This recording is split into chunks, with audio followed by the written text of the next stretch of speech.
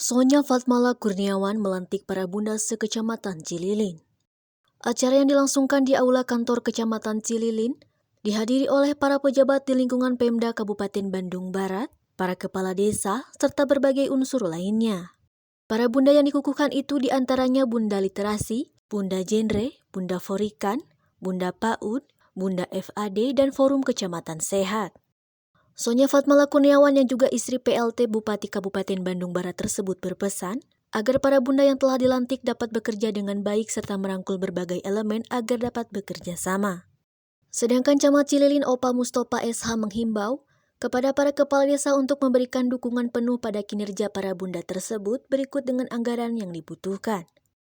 Usai pengukuhan para bunda tersebut, Sonya Fatmala Kurniawan saat ditanyakan pengukuhan para bunda tersebut sementara di setiap desa ada tim penggerak PKK, ia menjelaskan. Memang sebagai ex officio itu kepala desa ini adalah ketua tim penggerak PKK.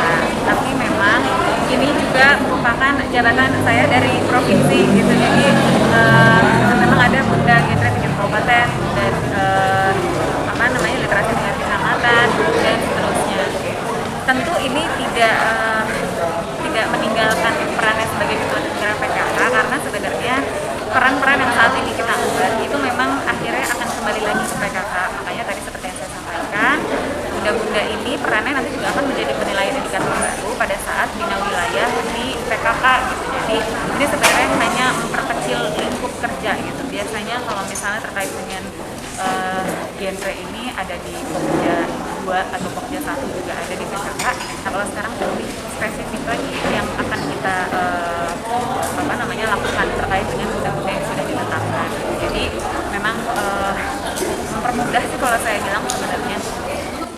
Kalau ini Bu tidak terpisah dari PKK berarti kalau begitu? Iya dong, PKK tetap menjadi ex officio ketua tim penggerak PKK, tapi hanya saja ini ada spesifikasi terkait dengan peran baru sebagai bunda genre.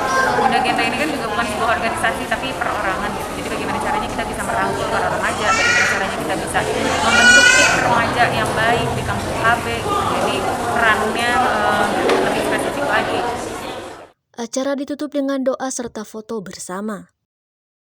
Dari Kabupaten Bandung Barat, Lasmana dan Dodi, Hadas TV mengabarkan.